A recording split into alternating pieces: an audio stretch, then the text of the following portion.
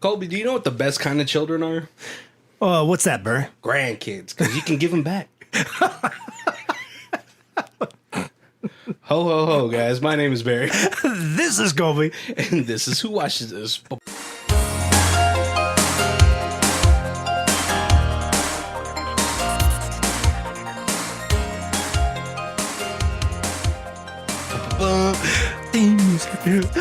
Being the father of a 19-year-old grandkids, not what I want you to. That's not the best kind of children.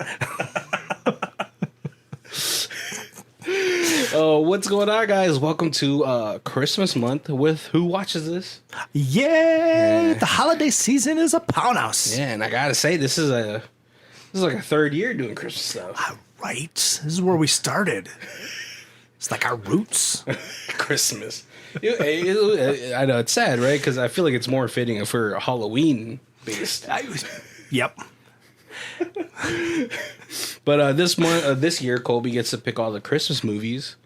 Colby, before we introduce the Christmas movie that you picked, I got to do my little jingle jangle. Oh, I see what you did there. Jingle jangles and jangles and things. In this movie, Forrest Whitaker sings with a grandkid who has the impossible equation and the pep in her step for every occasion. Will she be able to bring Geronicus back, or will this train of thought go off track? Can we meet our deadlines and thwart our old friends, allies to allies once again? We'll find out in this Christmas sing-along. 2020's Jingle Jangle, come along. I should start like being the Hallmark guy. There's probably good money in writing Hallmark cards. No, I would love to. No, I would love to do the trailers for Mario Lopez Christmas movie. But yeah, we're gonna be talking about Colby's pick, the 2020 Netflix movie studio premiere. Netflix movie. Yes. I don't know why I went. Netflix exclusive. There you go. 2020 Jingle Jangle. Jingle Jangle. Now, Colby, it's got a longer name than that, but it's just basically Jingle Jangle. Well, it's like Jingle Jangle Christmas Story. I think that's what it is. Yeah. Jingle Jangle a Christmas journey. A Christmas journey. That's also like a play on words for one of the characters. Journey. Wow. Now, Colby, when you picked this movie, did you know it was going to be a sing-along? I did not. But I love musicals, so when the first song started, I was all like, got like goosebumps. I was all like, what? Wait, hold on just a darn minute. Did I just pick a Christmas sing-along? Yeah, I don't know. This would have been a really... I was kind of wondering if this was actually like a Broadway play. Christmas stuff. I'm not sure. But, I could see that being something like that. Yeah, because I know one of the characters, I don't know if she comes from like Broadway, but it kind of seems like she has the chops for it. Right. But yeah, let's get to talking about this movie. I feel like it's a pretty linear little thing going on. Yeah. So I think we'll be able to get through the actual plot really quickly, and we could actually just talk about like our favorite numbers and all that stuff. Hold on, I'm sorry, I'm looking at the IMDb right now. That's John Legend. Oh, he must have been like a choreographer or a music writer or something. I don't think I've ever seen John Legend dance. He was he a dancer? He was in Jesus Christ Superstar, like a Christmas special. Oh, well, and it was quite impressive. He was dancing? Yeah. Oh, okay. Yeah, did the whole... Well, I mean, there's not a whole lot of dancing in that. It's mostly singing and then hanging on a cross. But I was maybe thinking that he was the one of the writers. Oh yeah, it's produced by John Legend. Makes sense. what a guy. But yeah, this movie starts off with two little grandkids looking at a fire. One able to see the magic of the dancing flames, and the other one not so able. Right. Yep. But the grandma's like, "Oh, let me read you guys a story." And one of the kids is like, "Can we write A Night Before Christmas?" And she's like, "Oh, how about this new one for you guys?" Right. You guys are old enough to hear this story. Yeah. And just like Urza from Magic the Gathering, she opens up a book of with moving gears. I don't care what story it is. You give me a book that is cased like that, it could be written by like a 4-year-old. I'm reading it. I know, but like the thing has like gears moving about, and it's like an artifact. Yeah. And it's super cool. And she starts to tell the story of Geronicus Jangles. Yep. Which I was like, I kind of didn't like the name because it kind of sounded like he could be like a Candyman type of like. It sounds, the jangle part is what throws me off. It sounds like such a like a horror last name. Right. Like the tale of Mr. Jangles. Yeah. That was just me, though. I was like, is this a Christmas horror film? Anybody who has a first name and a last name that both have like the same letter and they rhyme a little, they're like either it's somebody's like secret identity or they're like, yeah, a serial killer. Right? I was like, that's kind of creepy. But like, no, we actually, it's kind of a really cool animation style that they chose to do for some of the parts during the backstory of Geronicus Jangle. It's almost like stop motion with a wooden feel to it. Yeah, yeah. Super cool. But it starts talking, the grandma starts talking about Geronicus Jangle, who was this famous toy inventor. Yep. Not exactly Santa Claus, but pretty much there, right? And then, you know, we open up with this big number where the whole town is like singing with them. And we walking in. Oh, we'll get to that at the end. No, sorry. No, go. Yeah. And no, but like we get introduced to some of the characters like Geronicus Jangle, his daughter Jessica Jangle, his wife, his apprentice, Gustafin. I think I don't know how to say it, but it seems like he is an apprentice. He has a willy whirly. Yes. That it's almost there. It's almost there, but Geronicus tells him like you got to work on the gyroscope stabilizer. Yes. And he's like, all right, yes, Mr. Professor Jangles. And everything seems like this seems like a very fun town, and everyone knows Geronicus because his shop is the shop of wonders. It is, yes. Super cool, right? And he's like it seems like he's the genius inventor. He gets a package, which I could only describe as probably the Alaskan water from the Waterboy movie. Because he's super excited about this package, and he's like, okay, let me go up to my workshop of wonders. And he brings up his wife and his daughter, and it looks like he's doing some magic. But apparently it's in his mind. And it's, yeah, right. It's like...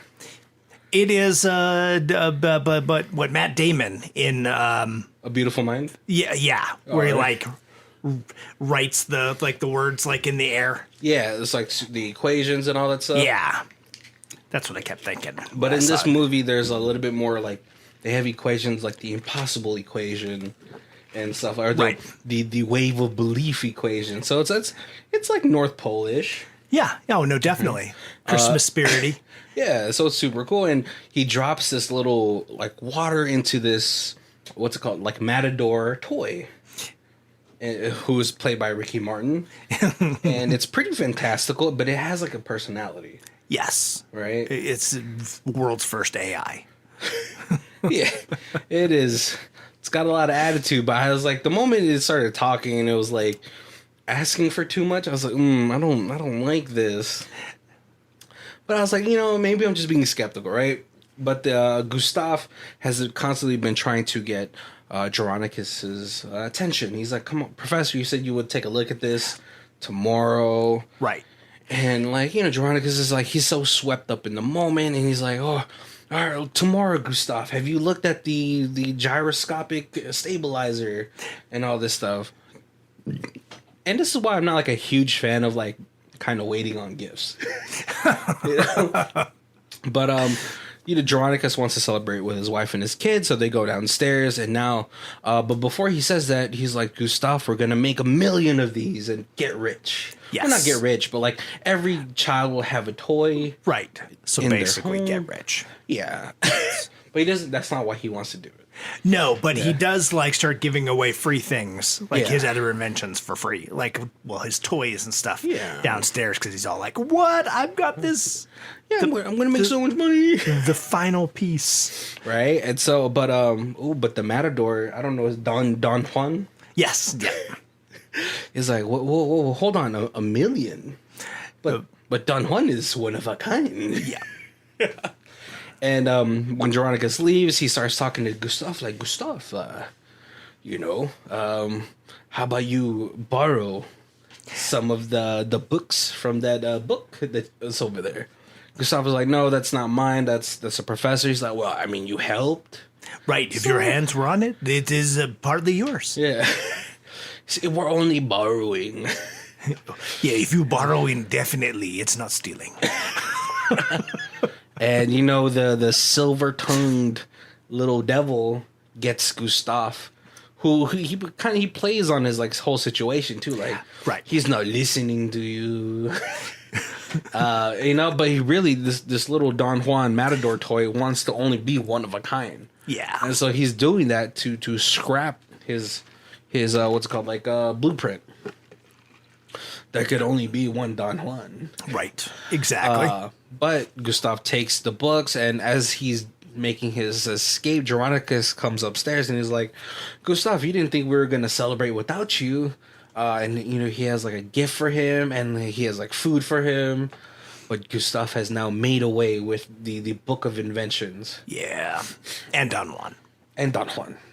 Don Juan couldn't stay. Yes. He's like, oh no, we have to go.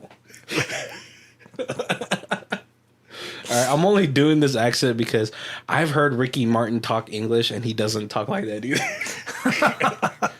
He's playing up a part just like me. Yes. But then we get a like little stop motion read through of what happens in there, or like in the gap between the past and the present time. Right. Yep. Right. Jeronicus, he loses his mojo, which in turn, like, he can never find the right wrench for the right gear or turn the right screw. Right. He's lost his mojo, right? Which in turn, like, the banks that he had taken loans out are now like kind of hounding him. And then all of a sudden his wife, she passes away. Right. So he kind of stops paying attention to his daughter, and that's like mom's job, but then mom passes away, and unfortunately he kind of just makes the decision that he's going to stop inventing. Yeah. And his daughter tries to hold it all together. Right, because she as a child, she wanted to be an inventor. She wanted to, just like her dad. Yeah, she's like, oh, I need inventor goggles, and like that's actually what he gets her for Christmas. Yeah, and like during the whole gap, she shows that she's made a book, right, of inventions that she wants to do. Yep. So she's just like she's a junior genius. Yep. But her father could not be bothered, and one of the lines in there, which I think is like very applicable to like a lot of situations when like a significant other passes away. And like, it affects both the partner and the children, right? Because in the book it says like not only she not only lost one parent that day, but also lost another. Yeah, and so she ends up moving away as when she could, right? And Jeronicus has now fell into shambles, and now Jeronicus's toys Jangles and Things has become a pawnbroker. Yep. Yeah, and he still fixes things occasionally for people. Oh, he fixes things, but he never invents. But he never invents. But we go into the future now. It's with Forrest Whitaker. He has a little shop boy who wants to be an inventor, and I love that they named him Edison. Yeah, I was like, it's on the nose, but it's awesome. He's like a pretty energetic. He is very optimistic. Yep. And he knows Geronicus is like the greatest inventor. Right. Even though every time he says it, Dronicus is like, I'm not an inventor. Yeah. He gets constantly harassed by the post lady who constantly calls him Jerry, and he's like, my name is Geronicus. Yes. And the post lady wants to break off a little piece of Geronicus. Oh, she wants the whole pie. I love her musical number. Like, she's like, and it's kind of funny because, in this context, when she's like saying to Geronicus, like, you should smile more. It's not like in the same context like when men say to women, like, come on, sweetheart, smile more. Yeah, yep. It's because she always sees Geronicus dark and like in this dark room, it's all grumpy, and she's like, I wish you would just smile more. Like, if you smile, like, it could help you try to be happy. Right, yep. And then maybe she's just trying to bring back the smile that he has lost so long ago. But yeah, they have like a pretty wonderful dynamic, and he's always like, can you not read my mail? So I don't have to read it. I know. I just know. Right. I'm the mail lady, and I've been delivering for you for so long that I could tell by this envelope that your bills are due. But he also gets a visit from the bank, and he's like, listen, like, we've made an investment on you like 20 years ago, and it's never come to fruition. Right. So I'm sorry, Geronicus, even though we're friends, we're going to have to close on you and repossess everything that you have. Yeah, and he's like, well, hey, I've got these pieces of silver, like these silverware and stuff. You can melt them down, and silver's doing really well right now. So in a couple years, this will be worth some more money. And they're just like, no, the amount of money the bank has given you, we need the most spectacular invention that you promised us 20 years ago, or we're gonna have to take, Which I'm not gonna lie, 20 years is a very generous. Right, for a bank. Yeah, only in the North Pole can they be this generous. They're like 20 years is tops what we can give you. But Geronicus, he pulls out this little. It looks like, I don't know. It looks like a box. Yeah, and he starts working on it, but he also writes a letter to his daughter. Maybe he's like, he is going to be using one of her inventions, which is the Buddy 3000 that we learn about later. Yep. But I don't know what the original content of the letters was supposed to be, because his granddaughter, Journey, who is, when we first get a introduction to her, she's like measuring stuff.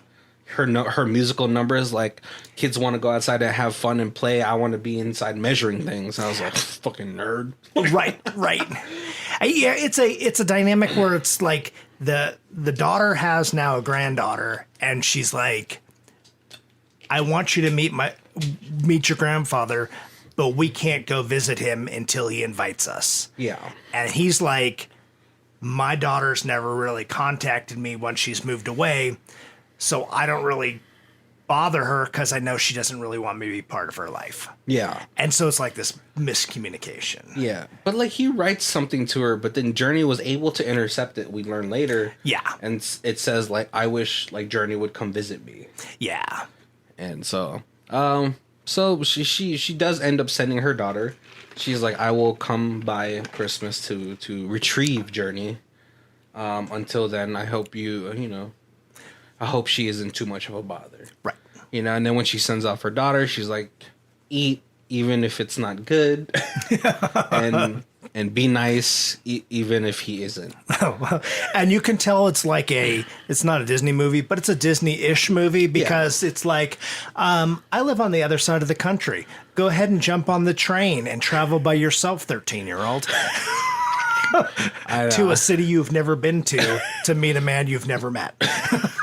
I know, she doesn't even know what he looks like. That's so funny. So when they first meet, he's like, oh no, I have a granddaughter, but it's like Justice or something like that. She's like, it's Journey, by the way. And he like shows like a letter, and he's like, oh, anyone could have written that letter. And he shows the photo of the mother. After he has shooed her away, she still comes into the shop and shows a photo of her mother with the goggles. Yeah, because he's inventing, so he's like, because he has to make this invention to save the shop. So he's like, this isn't a good year. Come back next year, or in like 5 years. But after he shows the photo, he's like, all all right, you can stay, but I need you to sign this contract. Right, that you don't touch anything, you don't move anything, you Break don't steal anything. anything, you don't break anything. And he makes her sign it with invisible ink, Yes. which is, I'm pretty sure, just urine. I feel like that's like one of the main. I feel like that's like one of the main components of invisible ink, isn't it? Yeah, pretty sure. I could just picture like 10-year-old me like drawing pictures on my face with invisible ink and then like holding the light up so you could see it and then be like, now it's urine. Great. Yeah, the more you know, kids. Yeah. But no, and so she does have a little shenanigans with her grandpa. Like she does try to warm him up because she's like, should I call you Grandpa Geronicus? And he's like, just Geronicus. He's like, you're right. Grandpa J sounds way better. And he's like, why doesn't anybody call me Geronicus? No one calls me by my name. And so throughout like this whole portion of the movie, though, it's kind of like jumbled up. Like we have moments with Geronicus and Journey having moments. They're having numbers where like Journey has her song where I think it says the impossible is in me. Yes. Wonderful musical number, by the way. I thought it was the most like catchiest one to me. Right. 100% agree. And if she was the one singing, wow. Future star. Yeah. I'm surprised she's like, this movie was 2 years ago, and I'm surprised she's not in more things right now. We have what's called. Oh, we finally get to see Michael Keegan Michael Key. Yes. As an adult Gustav. He has an awesome number too, where I forgot how it went, but one of his inventions. Oh, he had run out of inventions from the book. So he's like, all right, I think I'm experienced enough for the Willy Whirly.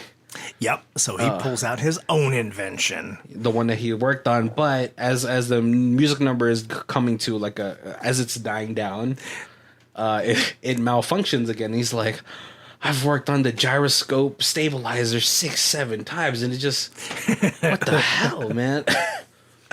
But yeah, I'll say that's my number 2 song. Yeah. Because that was wonderful. Yeah. But we see that what's it called? Don Juan is still kicking, and he's like slapping Mike. Right, and it's almost like even though he's like the little robot, he's like the one who's kind of set forth this plan to make this inventor famous. Like he's the brains behind. Yeah, and all really just to stop him from making more Don Juans. Yeah. There could only be one. Right. Don Juan. And so after that, they figure out like once an inventor, always an inventor. Yep.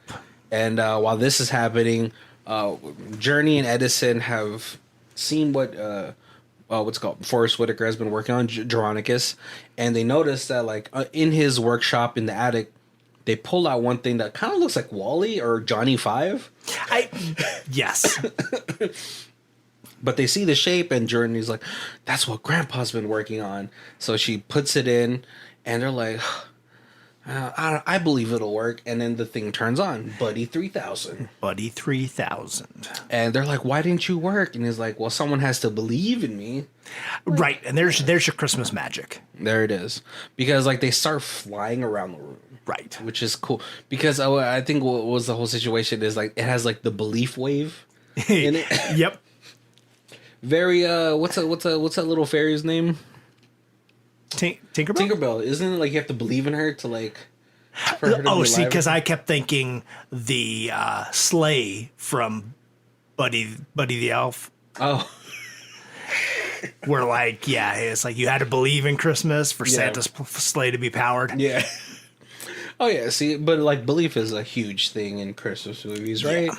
Yeah. But when Geronicus sees what's going on, the robot's like, "Oh no, nobody believes," and it stops working. Even though the kids are like, "It worked," but while that happened, though, Gustav and Don Juan was able to see what was happening, right? Because they're spying. Because he's all out of juice. Because Don Juan is like, an inventor, you never stops inventing. Yeah. So he's got something still there that you could steal or borrow. So after Journey gets chewed out, Gustav is like, "Hey, little girl," and it's just like never the right way to approach a child. Yep. But it gets even more creepier because as she tries to leave, he like grabs her hand and all that stuff. And one thing that we do find out that after this whole interaction at the end of the movie, we do find out that she writes property of Geronicus on the plans of Buddy. Right. With invisible ink. With invisible ink. With her urine. Because what's called Forrest Whitaker's character Geronicus, he isn't able to come up with an idea. Yeah. So he starts closing up shop. You know, he knows the banks are going to foreclose on them. He talks to the post lady and he's like, "Can you come by, please, to pick up everything? Because I have to close down." And she's like, "Geronicus." It's funny. I love her tenacity because she's like, oh, what's this? It's a little mistletoe. And he's like, "Oh, please, not today." But we do like as her, what's it called? Forrest Whitaker and Journey. They've at this point of the movie they've gone pretty close. They have like this wicked snowball fight where the whole alley gets into it. But while that's happening, Edison is like closing up the shop. But then what's called Gustav comes in there and steals the Buddy 3000. Right, and Edison is not very brave. I know. So at first I thought like Gustav was like, "Oh, Edison, oh, you want to be an inventor? Come invent with me." That's what I thought was going to happen. Was thinking it's a possibility as well. But I was like, oh, Edison, not a betrayer, not a traitor. Right. But we do find out that yes, Gustav has stolen the Buddy 3000, and even Geronicus finds out, but he doesn't do anything about it. Yeah. He's like, whatever.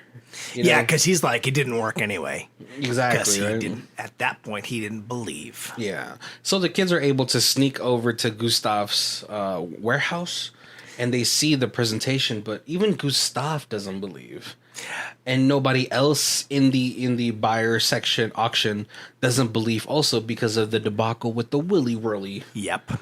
And so they all leave, and they're like, Gustav was like, "Just burn it with all the failures." But the kids are able to steal it, and then the Don Juan is like, at first when he finds out that they're going to steal it, he's like, "Well, let them have it." But he's like, "We're going to trash it anyway." Yeah. So if they want something that doesn't work, let them take it. But then Don Juan was like, "Why would they try to steal something that doesn't work?" And so they try to stop him, but as they're trying to escape, one of the warehouse joints is on fire, and then what's it called? Geronicus hitched a ride from the post lady, and she's like, "You gotta help us," and then so he's able to see the equation because he starts believing in himself again. Yep. And so the kid. Super crazy, but he's like, "You gotta do this, do that." It's like a whole math equation, and you guys will be able to get there. Right. This is to get through the fan, you have to go at this speed. You have to jump at this point. You have to angle at 35-degree angle. And we get a Fast and Furious almost kind of action scene of like them escaping this tunnel that's about to get blown to bits, right?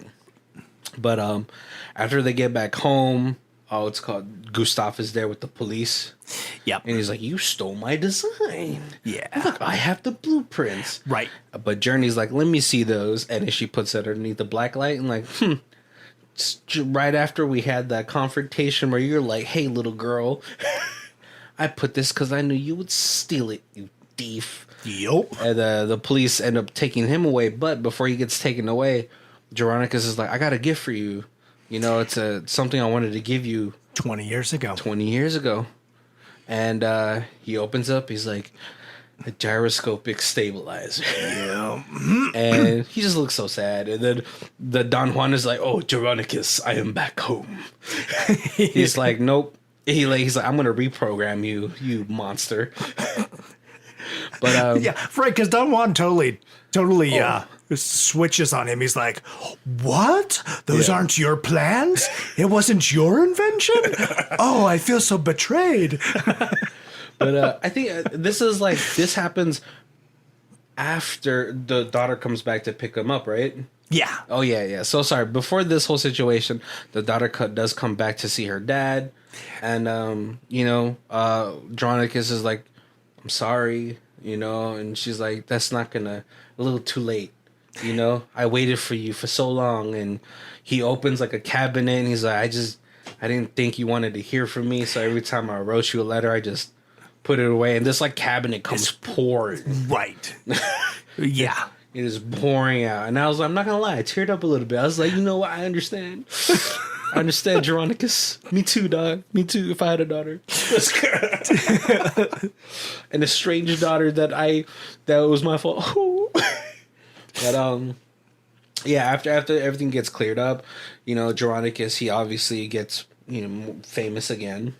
Right. He reopens the Jangles and Things Wonder Emporium. Yep.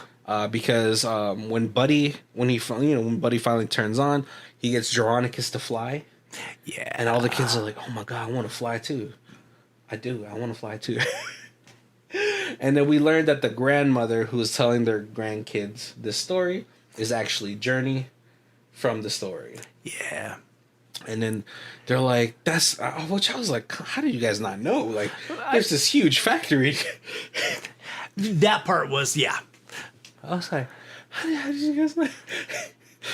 You've never seen your parents work a day in their life. Right. The giant toy factory that's next to you that with the big J on it. Somehow owned by your family. You didn't ever realize that. But yeah, and Buddy 3000 comes out and they fly to the factory. Right, Peter Pan style. And then we get a little credit sequence where it's a very like the stop motion animation that we got throughout the movie. Mm-hmm. Super cool. They show them doing the Doctor Strange circles. But yeah, throughout the movie that Journey is able to see the equations just like Geronicus could. Yeah. So super cool movie. But let's go to our other section. We have a star and a low star. A star, low star. 10 out of 10. What is wrong with all the haters? It's lovely. Some people just have to spew hate, but don't believe them. This is a wonderful addition to my list of watch every year holiday movies with a lovely original music and fun dancing. The cast's musical talent is off the charts, and I love that it shows little girls as brilliant and mathematical. I'm so happy for my two young granddaughters to have Journey to identify with. And then we have a party pooper with 1 out of 10. Disappointing and boring. Whoever made the trailer is a genius. They made it look good. Only for it to be the worst film I think I've ever seen. Jeez. My 8-year-old asked to go to bed rather than keep watching this, so it was turned off halfway through. THT says a lot considering she, like most children, never likes going to bed. Oh, that says a lot. Oh, okay. I would have happily turned it off within the first 10 minutes. Storyline is lame and predictable. Characters unlikable. Songs were terrible. What? And made no sense. It's painfully obvious that the 10/10 scores are fake. Wow.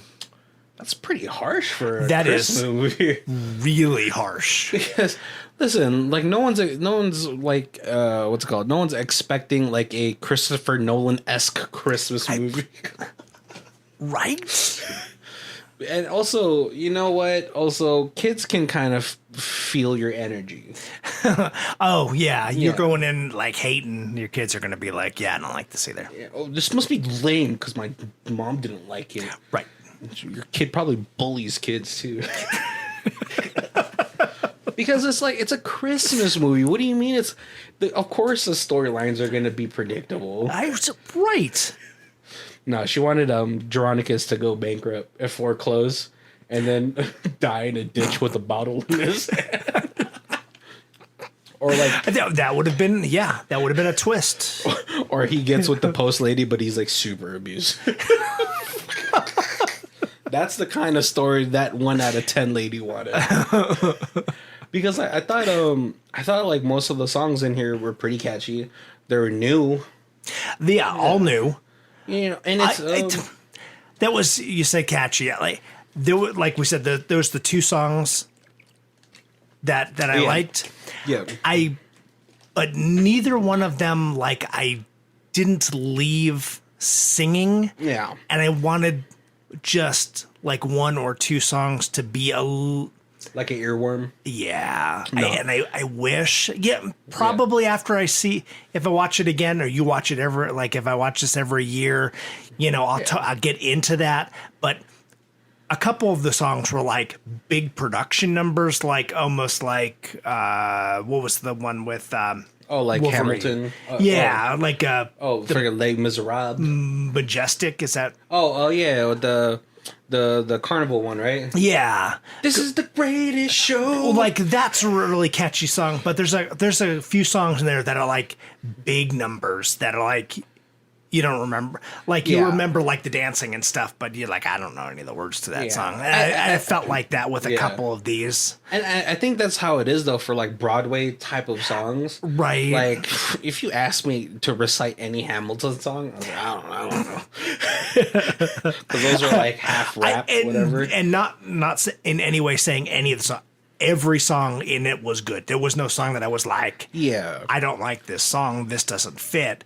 It was just none of the songs stuck in my head where I was like singing it the rest of the day. Yeah, the most repetitive song is the little girl song where she's like, "The impossible is in me." That one had like a chorus that you can kind of go through. But yeah, most of the songs in here, they're not repetitive. It's more like very melodic singing, like to go with the storyline. Yeah. And so I know I say catchy, like I like it because like I like the rhythm of the song. I'm not gonna remember lyrics. But like, the journey, the one where she's saying the impossible is in me, that's probably the most catchiest one because it has a repeating chorus into it. But like, like the 10 out of 10 one that said though, is that I think it's like super important, like, because like she said, like, I love it that the little girl in here loves math. Which is, and she's like, sort of like, I mean, she's the one that has to like get her grandpa out of this rut. Who's, she's like still young and like full of energy and hope. And Definitely. She has to remind him of his love of inventing. And she's a good actress because there's the one scene when she's like, "But Grandpa, the buddy works," and he's like, "No, it doesn't," and her cheek like quivers in this way where I like just felt like, oh my God, that he really just yelled at that little kid. Like that kid's about to cry. The last king of Scotland really yelled at that little girl. She really puts on a great performance, and that's why I'm like surprised I haven't seen her in more things. Like I would love to see her in more things just going forward, but it's great because obviously there's like this it's like the rise of like people using TikTok and all that stuff. There's been like this promotion of like girls in STEM, which is like science, technology, engineering, and mathematics. Yep. Where before it's like, oh, you're a nerd, you're not cool, ooh, boo, boring. But this way, like the more you encourage it, like especially from a younger age, obviously this is one of those I think rare movies now that's like completely G-rated. Right. I don't see any G-rating movies anymore. And on that, there's like this cute part where she's talking about being like in the city with her mom and how she feels like an outcast and nobody likes her because she wants to be an inventor and she's into books and school. And then this like the little boy Edison is like, that's what he thinks is so cool about her. Yeah. He's like, oh my God, you're so cool. You're so smart. You want to be an inventor too? I love the first. I like you so much. and that's great to showcase, especially like, being younger.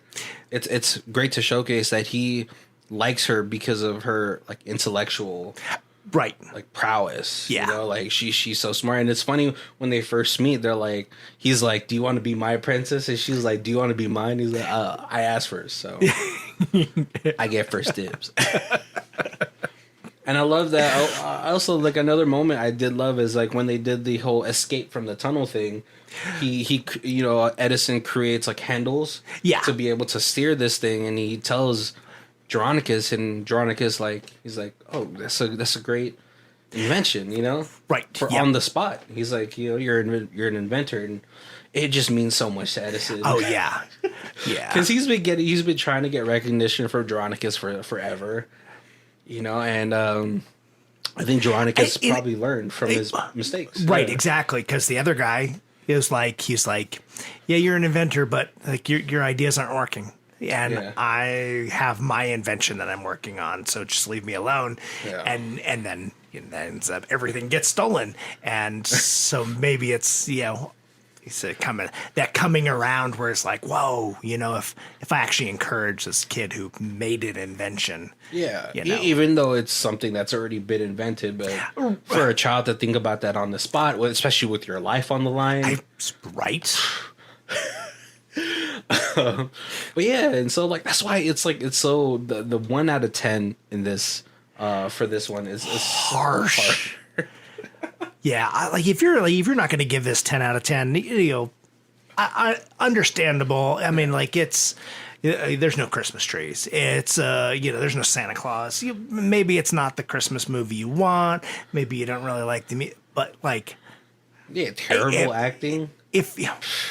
Right? Yeah. There's nothing boring. Like it's 2 hours, so maybe that's a little long for a young kid to watch a movie. Maybe if they kind of but I feel like the singing in it is kind of like helps that, right? Because kids love like singing stuff. Yeah, like I didn't feel it was 2 hours till it was done, and then like I looked at the little thing and I was like, oh my god, I've been watching this like it's like 2 hours and 8 minutes or something. Yeah. It's like that was longer than I expected, and but like it never dragged. Yeah, and plus like the production with like the switching from the claymation or the stop motion wooden dolls to the real life people. I thought that was like it never drags, it never feels long, especially with the music, the set pieces, the choreo. I think everything, it's a great kids movie, and right. That's why I'm just like, terrible acting. The Last King of Scotland, excuse me. I love Forrest Whitaker. I love him too. That's I hate to say it, but this came out a couple years ago. I'd never heard of this movie. Yeah.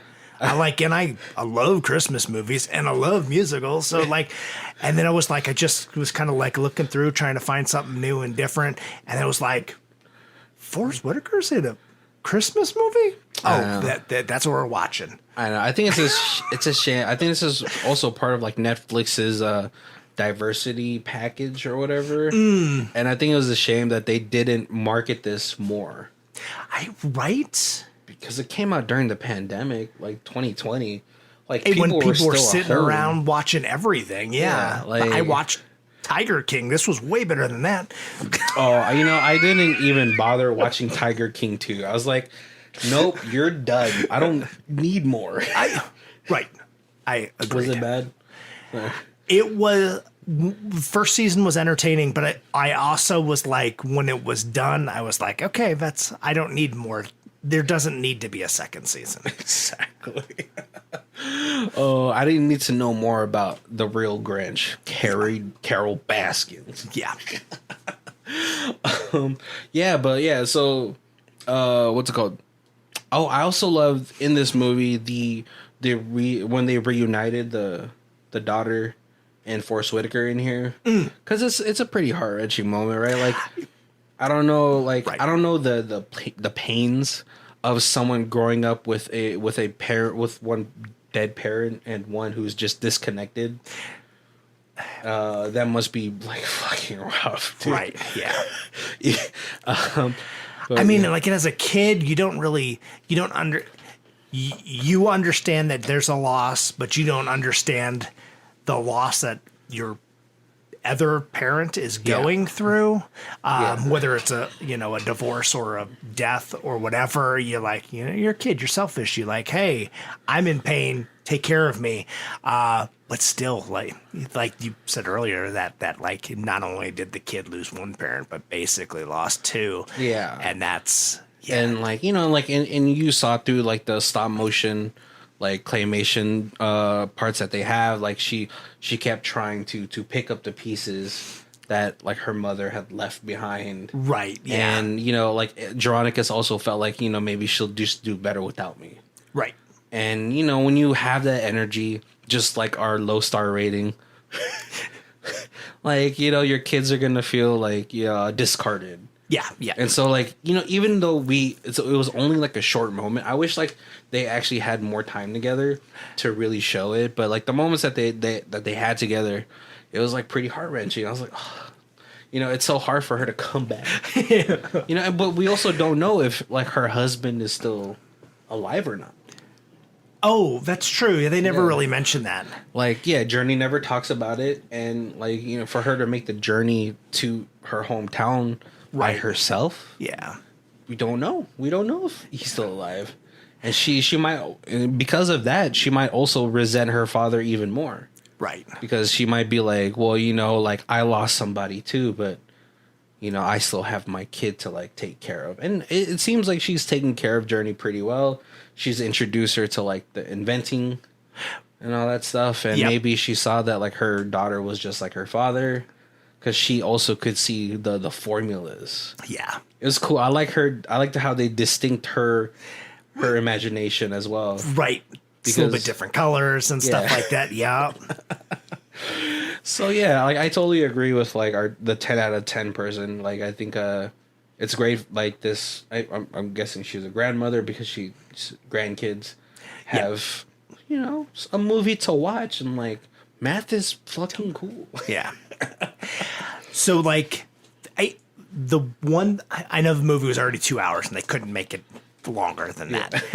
I wish they would have done a little bit more with Geronicus and Gustav, Don Juan.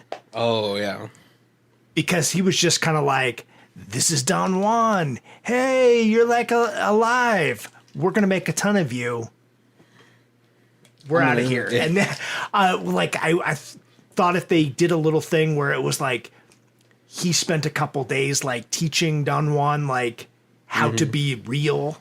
Yeah. And then he was like, now that you're real, we can make a ton of copies of you. And then Don Juan would have been like, but I'm Geronicus. But I'm like, I'm an only one. I'm a unique. And then I feel like that would have made that like that betrayal. And then he would be like, oh yeah, I will get your apprentice to also betray you. And then we could leave, and then I could still just be a one and only. A one and only. I know. I think I like kind of in my mind I put that as like that's what the programming was. Maybe the Don Juan toy was based off of a real person, and because then when he's like, "I'll just reprogram you," I was like, oh, "Okay, maybe like it was just an issue with Geronicus's programming." Right. He made him like because remember his introduction. My name is Don Juan. When the bulls see me, they slay themselves. Right. Oh, please. You can throw flowers at my feet. It is an honor for you to meet me. Very cocky. Yes. And, maybe that's how Geronicus saw matadors as like these athletes like that have to exude confidence. Right. But, the only issue with that, obviously, I think Kobe knows as a psychology graduate, that once you challenge that ego, like he's like, oh, I am supposed to be only a one and only, right? Yeah, a unique, one of a kind. Yeah, but to hear that there's like a million others like you. Oh, right. Yeah, that's just like when Buzz Lightyear found out that he was a toy. Exactly. I love that you could pull out. It's funny now that I think about the Toy Story situation and the Buzz Lightyear. I was like, oh, you could apply that to like so many people in your life that have a very fragile ego. It's I think a lot of sports like kids probably go through that as well. You know, they go thinking around, I'm the baddest, I'm the best. Right. Yeah, especially when you're the best on your Pee Wee League, and then you go to high school, and then all of a sudden you're just average. Is that what happened to you? No, I was exceptional. I was like born in the water. Right? I just was lazy. I had a talent and I floundered it. You can call me Jesus because it's like I'm walking on water. Right? Are you telling me that the Doc Ock saying applies to you? Brilliant but lazy.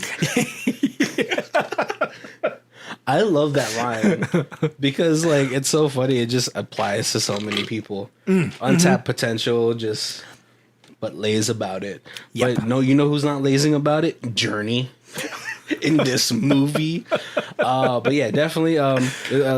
We're coming up to our hour, so just let you guys know that's where we basically end off our shows. But if this is the first time you guys are joining us, thank you for joining us. We do our reviews in 4 different sections. We have a Stream It, DVD It, Blu-ray It, and the ultimate Who Watches This box collection. Colby, where you at for today? I'm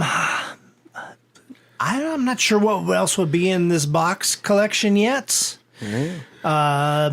Because this is like Netflix. I don't even know if this would ever even make it to DVD. That would be sad. But I'd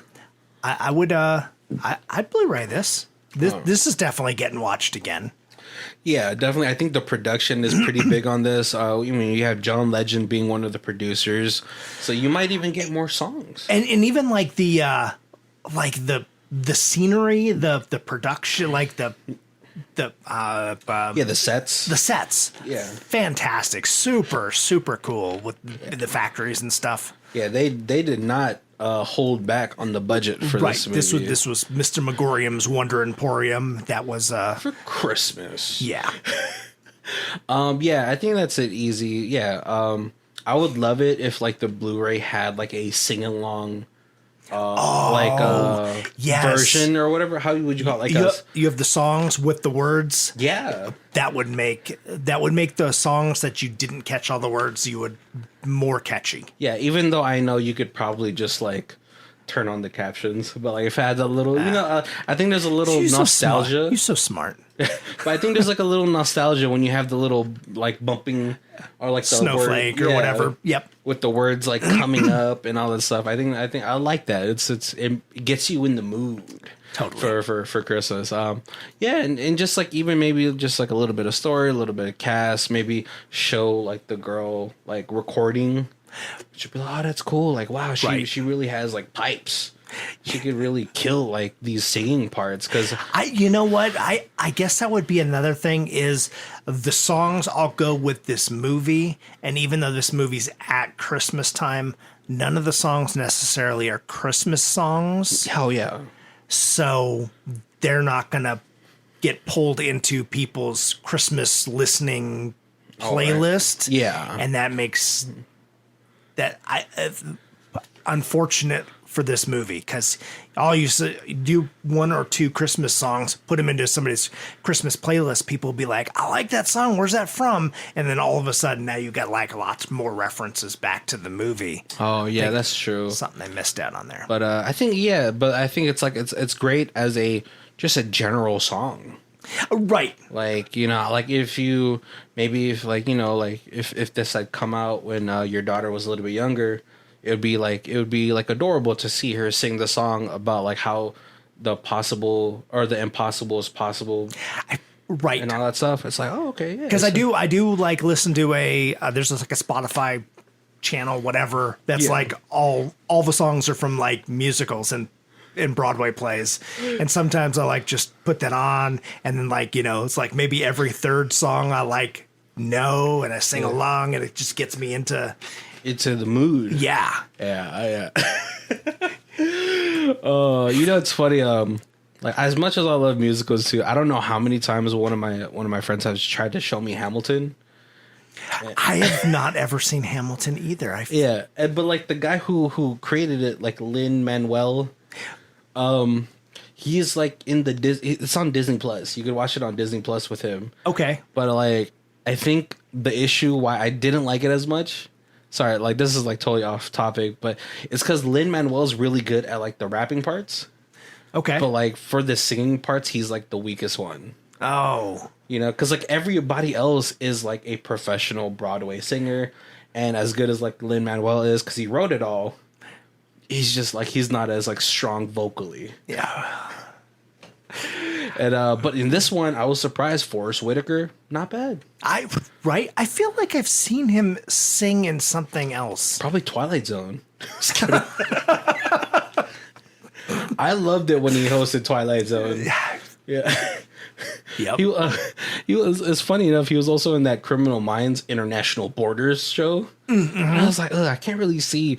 I felt like Forrest Whitaker was too big of a star to be like on TV.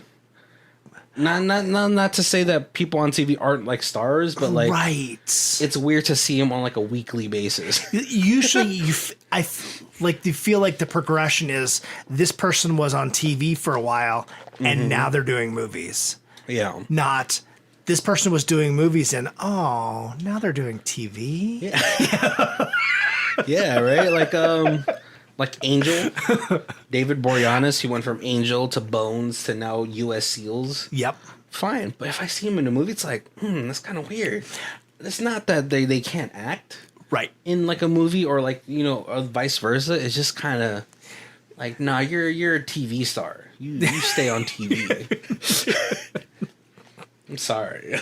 I don't know what it is. But yeah, great. It was great to see Forrest Whitaker. He had like what, 2 to 3 musical numbers in here. Mm-hmm. Kind of sad that I didn't get to see the young Geronicus a little bit more. Right. Yeah, it would have been nice if he had like one more number to maybe sing about like the betrayal. That would have worked. I really did like that first number though too. That huge number. Right. Huge the dancing like total. I used to own a comic store. Like I wanted my comic store to be like that. I needed that jacket that Geronicus was wearing. I think that's the Nutcracker jacket. That's what I call those. Yeah. He's a little chubby. He's got like a dad bod. Like I'm like, and it looks good on him. So I could pull that off. Where lots of times you're like, that looks real. That outfit's awesome, but that guy's skinny. I can't. Or he's muscular. I can't pull that off. Yeah, the actor who played Geronicus was just like a normal dude. Yeah, like he wasn't like fat, but he wasn't like overly fit. Right. Just right. Yeah. All right, guys. Well, thank you guys for joining us today. Make sure you check out down our show notes below. We have our link to our YouTube channel down there, WWT Commentary. We talk about movies and shows over there. And we also have our Amazon affiliate links where we're just really trying to go to Roadhouse in our Patrick Swayze outfits. It's going to be amazing. The Canadian, was it a Canadian tux, I feel like? Is that what they call it? All denim? Yes. And of course, we got our socials down below. Jump on our Facebook, our Twitter, our Instagram, and give us like the key phrase from this movie. Be like, I should have thought of this before I started stumbling. Impossible. Yes, right. Impossible, and that way we know you made it to the end. All right, guys. Thank you guys for joining us. My name is Barry. This is Colby. And this is Who Watches This. If you guys want to check out who does the theme music, it is Lee Rosevere. It's called Arcade Montage. Her Bandcamp is down below. Thank you.